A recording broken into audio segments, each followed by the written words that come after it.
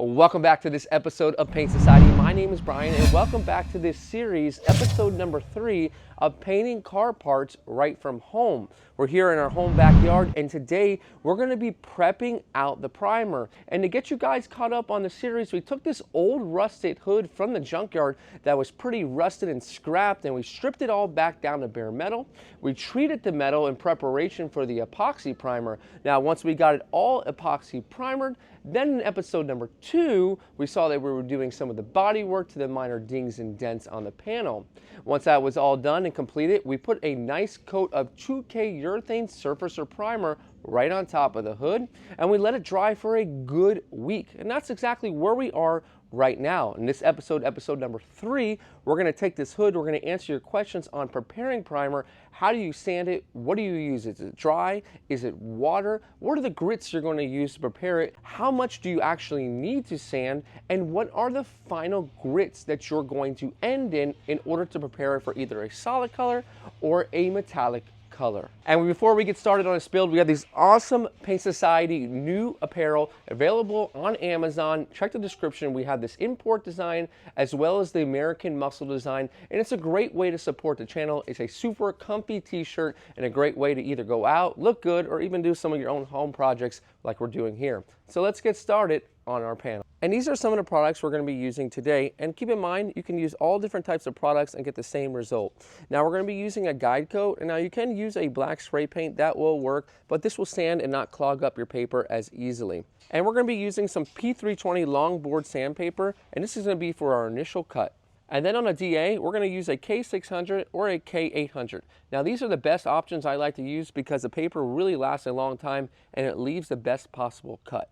Then we have a few options for blocks. This is the 3M vacuum block you can see here. We'll actually be using this today because it's a long block, but we'll be using it outside without the vacuum. And then we also have the regular 3M block, which I'll leave in the description. These are probably the best options for you guys at home. Now both of these blocks are the hook it style, so they have the Velcro on the back side, and you can use the hook it paper, which is basically just Velcro. And then Durablock has a sticky option. Now some folks like the sticky option because it doesn't have the cushion of the actual Velcro in between. And the sticky option is a little bit more affordable. The only issue you run into is sometimes that dust and dirt can get behind on the sticky abrasive and your sandpaper will start to come off and not last as long on top of the block. So a couple different options for you all, but basically this is all you'll need today. And in this video, we're going to answer some of those burning questions like, do I need to sand the primer? Of course, yes you do. This will lay down a little bit rough, and this actually didn't lay too smooth because I'm still getting used to that turbine system. But we're going to answer some questions like, how much do I sand? When do I stop sanding? What if I get a burn through? Do I need to reprime? Do I need to sand and finish in a certain grit? Let's talk about that right now. We're going to use this section of the hood to do our first initial sanding. Now we're going to use this area to demonstrate how to do the proper sanding. Now first we'll put on some guide coat, and what the guide coat will do is we'll sink into the lowest spots, the lowest crevices of the panel, and we're basically going to stop sanding with the 320 until all of that guide coat is gone, and it will tell us, do we need to actually put more filler on or more primer? And we don't need to completely make this black. Just a quick spray is all it really needs, and that's most effective just like that.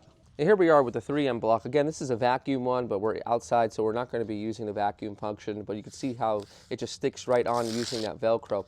Now, one thing I will say is we're going to be starting off with 320 on the block. We got a lot of primer here. We have a lot of work on this hood, so we want to cut it flat. If we don't use an aggressive grit like 320, it's not going to cut it flat. Now, keep in mind also, by hand is more aggressive than by DA. I've also heard of folks of using 180 grit to start off if you got some polyester primer or something really thick. But for here, 320, let's see what it does. And we also might use an aid of water to see if that helps out as well. So we're going to go ahead and first start the sanding here. And I'm going to show you exactly what the guide coat does and why it's so important. So let's take a little break right here and take a look at what the guide coat's doing. And if we take a closer look here, we can see that the black guide coat will stay in the lowest crevices. In this case, it's the orange peel, or the smoothness of the panel. It's sunken down to the lowest part of the panel, and it will look all a little bit different. You can see here that when we go to take our block and we go to sand it a little bit more here, this is how you know when to stop, folks. You can see that the primer is powdering up super nice. That's what we want. We got a beautiful build out of this primer. And we're going to try to do as long strokes as possible on the sections that are the same contour. So we're not going to be able to come here and do that. We're going to just work small areas like the flat sections as long as possible. And there's a few different ways to do this, folks. You don't have to necessarily do it 100% my way, but you have to do it in such a way that you're not doing small, short little strokes. Do longer ones, and that's going to help you when it comes out to the smoothness and the flatness of the panel. So if we're working this small area over here, we're going to notice that, guess what? That guide coat now has been basically eliminated. Do you see that right here? So we have just a little couple small areas that are still there, and that's going to show in your base and your clear. So if you don't have a super smooth finish here, you're not going to have a super smooth finish when it comes to painting. That's why your prep is so important. Okay? So I would say at this point, it's pretty good. We don't see any of those low crevices or anything like that. So what we're going to do is we're going to continue on the surface of the primer and sand it down. And I'm going to come and show you some more instances where the guide coat is really showing us what to do.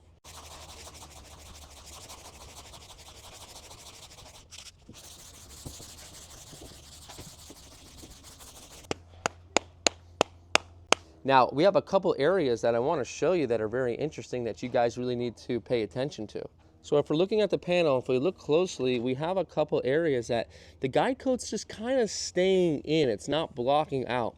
So this will be a clear indication that right in this area, there's a low spot. And we know it's low because the block, it's sitting flat, but it's not going deep enough to sand this out. So we have two options.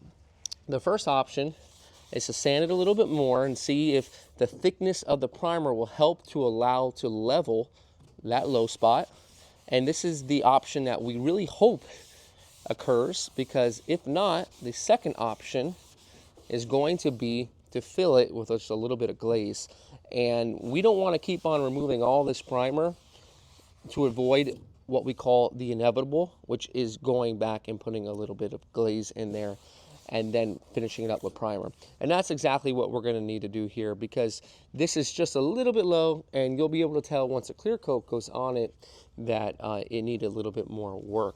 But over in this area, we can see it's nice and smooth, but look at over here. We still have some areas that we need to sand. So we'll go ahead and get those all sanded down. And then we can switch over our block and use a smaller block for different areas that might contour and make it a little bit easier when it comes to sanding. Now on areas like this, it's always important to use a 45 to sand up to a body line.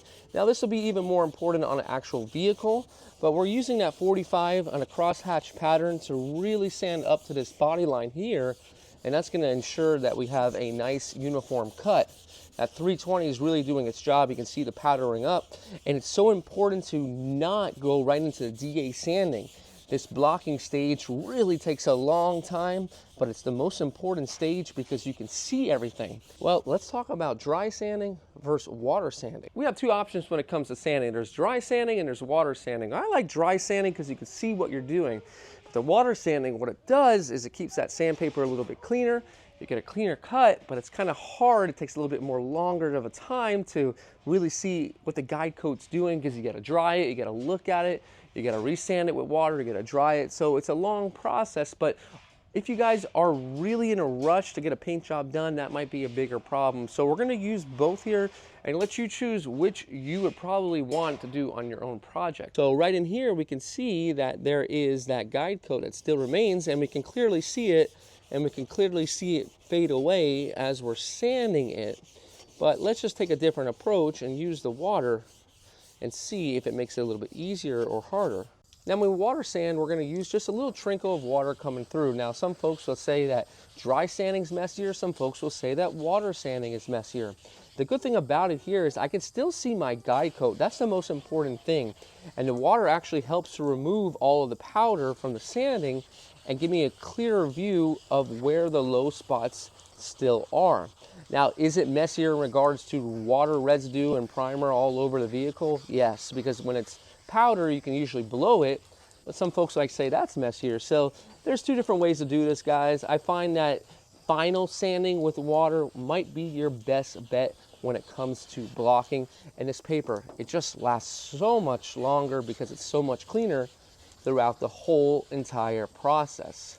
Now what I'm going to end up doing here is I like the way that this is cutting, and I'm going to use water on the rest of the hood to get a nice clean cut and make my paper last just a little bit longer. We'll get our guide coat all applied. Now on the hood, we can use long strokes here, and we'll see how smooth or straight our work is.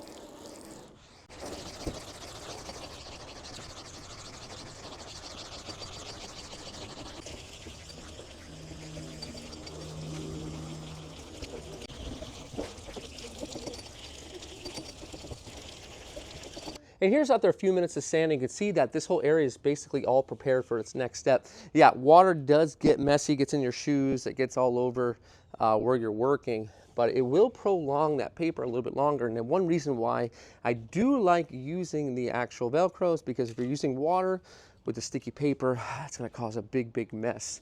So we can see here we're looking pretty good, and why it's so important to lay down your primer smooth. You see this is not too smooth, so it causes a little bit more sanding, a little bit more removal of the primer itself.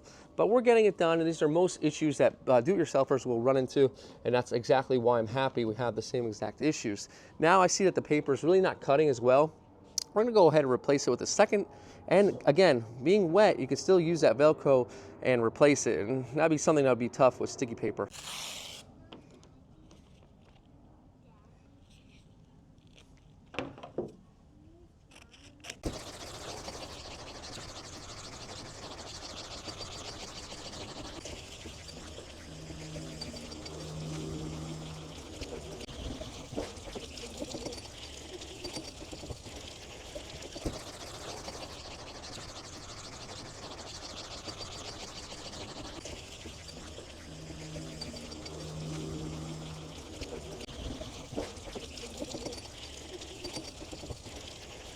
And that feels smooth. Now, there's so many things when it comes to actually painting at home that you can't control, even in a professional environment. So let's control the things that we can just by taking a little bit extra time and doing that blocking. That blocking with 320 really takes a lot of hard work to get it flat, but it's the only initial first way you should be hitting the panel. You should not be using a DA sander when it comes to really flattening something out. You need to hit it up with that block aggressively with 320.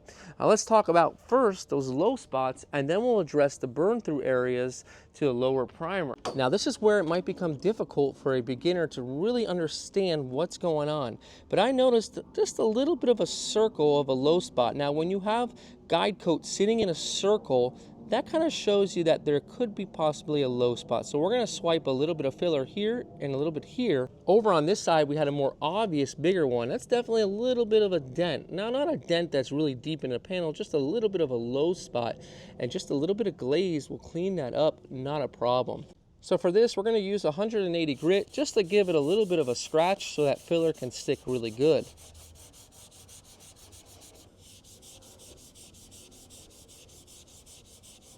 Then we'll mix up some polyester glazing putty. This is a very thin putty, but will be suitable for small spots just like that. We'll get this all mixed up so it's one uniform color. And then we'll apply just a little bit in those low areas, and that will be enough. Just like that, we'll allow it to dry for a good 10-15 minutes outside here in the sun, and we'll be able to sand it down, and we'll see if the filler remains in those low spots. And once it's all dry, we're going to be using a P220 grit. So we're not going to knock it down with 180 like we did in episode 2, because we've already got primer here and we don't want to dig it in too much. And this is such a thin layer of polyester glazing that the 220 shouldn't have any problem flattening it out.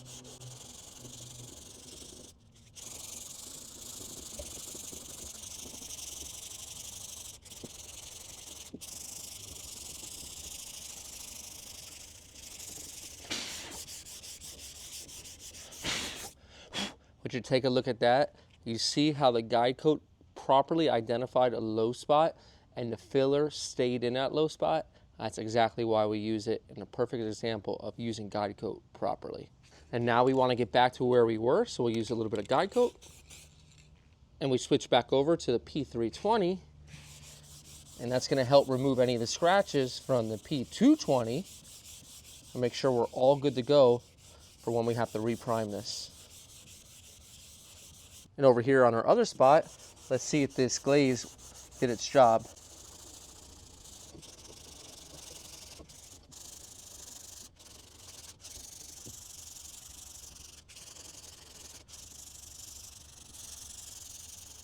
Switch back over to our P320, and we can see here,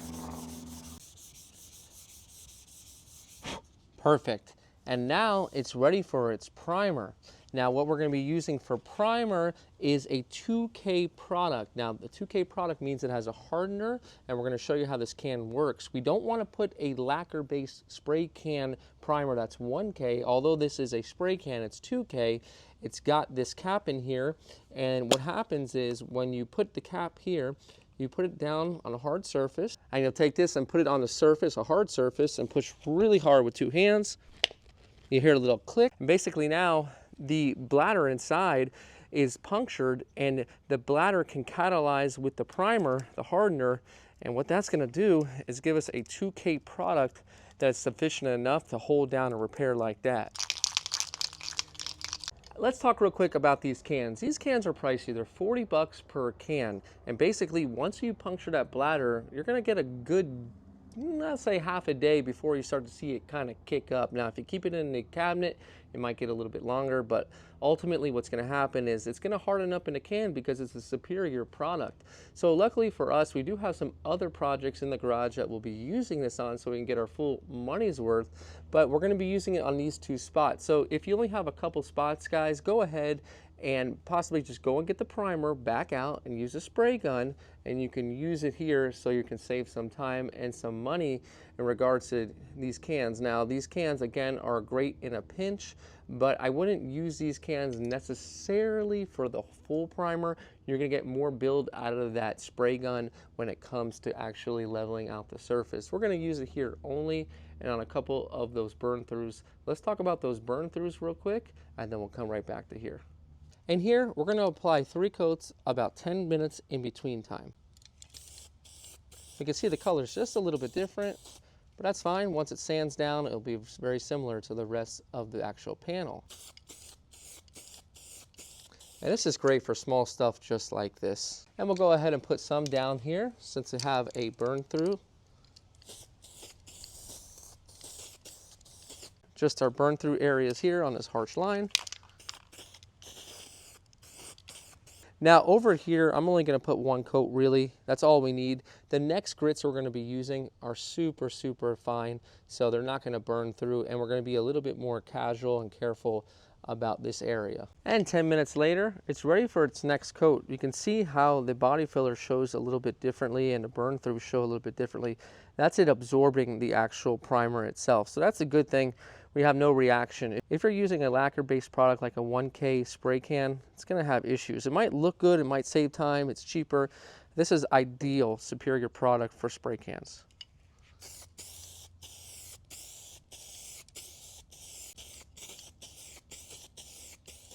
And after 2 hours, this is all cured. Now we're going to move on to our next step, but before we do that, let's go ahead and use some guide coat. And the reason why we're using our guide coat again is because we have an aggressive 320 grit sand scratch that we need to remove in order to get it ready for the base coat. And we're going to be removing that with our K600. Now our K600 is from Eagle Abrasives, and this is their own proprietary sandpaper, and boy does it work good. It cuts well, and it's meant to be cut dry. And we're going to be using the Milwaukee DA sander to 3/16. It's a great sander. You can use any DA sander. We're using the interface pad, a nice cushion, so it's really going to take that scratch and soften it up. Now, I wouldn't recommend anything higher. Jumping from 320 to 600 is a little bit of a jump, but I know this sandpaper is aggressive and elegant enough to remove the scratches, but to leave a fine, beautiful 600 grit scratch. So we're going to be using a low speed here, and you might ask, well, what about those primered areas you just did? How come you're not using the block on it? Well, this really goes on completely smooth since it comes out of the spray can, And another reason why we're just going to go over it with the DA is it's already blocked out, and this primer out of the can doesn't have the build enough to handle that aggressive 320 grit, whereas the original primer does. You can see here when we go to sand it, sand's super smooth already, and it doesn't need that blocking because the blocking has already been done in the steps prior. Now, if you had gone and used the 2K out of the spray gun, yeah, then you would have to hit it with the 320. But since it's out of the spray can, it lays so much smoother, and the 600 grit right here, it just knocks it down with no problem. And again, we're looking to remove all of that guide coat, and once the guide coat is removed, then we can move on. And this stage is so much quicker than the blocking stage. So let me show you this area right here.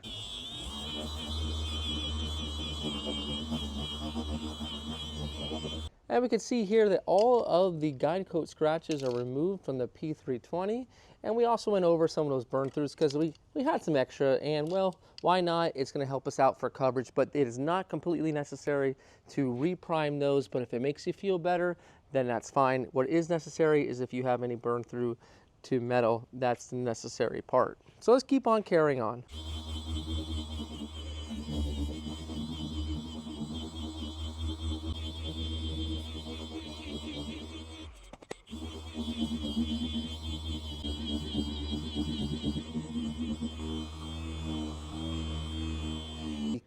And as we finish up the 600 grit, some of you might think, well, why would you block it and then use DA? Well, I believe that the K600 or any 600 grit with the interface pad and the DA is such a soft scratch that it's not going to leave any sort of low spots or any harsh indentations on it. I mean, this is a 600 grit. It's basically here in the refinement stage.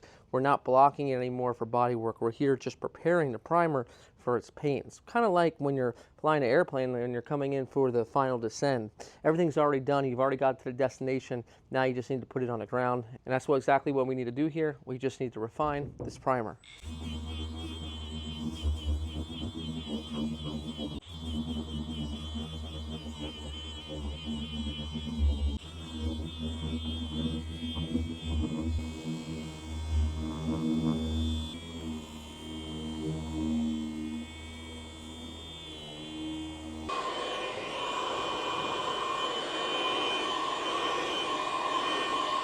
Ooh, that is completely smooth. Now in our case, we have a metallic paint job, and well, 600 grit you can stop, okay, if you have a solid color being no metallics, no pearls, nothing in there. And the reason why you want to go a little bit finer if you're not sealing, and we're do-it-yourself, so we're not going to be sealing in the next episode. And what sealing is basically a thinned out primer that goes on here that's non-sanding, and if you have any sort of sand scratch, it will fill it in. But we're not going to do that step because to do-it-yourselfer, that's an added step that things could possibly go wrong. So we'll just take a little bit more time in the refinement process. Now, if we have a metallic like what we're doing here, is you will go up to the K800 and you again guide coat this to remove the 600 grit scratch. Now in our case, that's exactly where the next episode is going to pick right up, where we're going to guide coat it and we're going to finish it off with the 800 grit, and then we're going to take it through the stages of cleaning it, getting it all prepped up and ready to go to spray here in our backyard in our inflatable paint booth. And taking a closer look, this is exactly what it should look like when it's getting ready for paint. We obviously did go over our burn through areas with the primer, and it is good because we do have a similar color for our base to cover, but it's completely nice and smooth, and you don't notice any guide coat anywhere. The guide coat has all been removed, and a guide coat is the indication that, hey, this panel is smooth, it doesn't have any divots, it doesn't have any areas where it will still need a little bit of primer or body work. This is 100% ready for paint if it's a solid, and if you're going to do a metallic, move it up to an 800 grit like we have here. Well, I hope you're enjoying the series of painting at home, and if you haven't gotten a chance, make sure you check out episode 1 and 2. And again, if you like what you see and you want to support the channel, make sure you pick up one of these awesome shirts, and you find the link in the description. Guys, my name is Brian from Paint Society, reminding you, don't overthink it, it's just paint. Well, I'll see you guys on the next episode.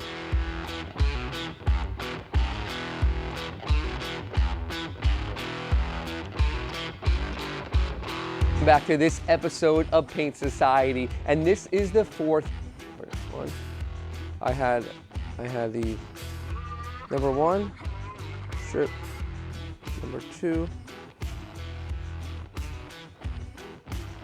epoxy, number 3 bodywork. 1 strip, 2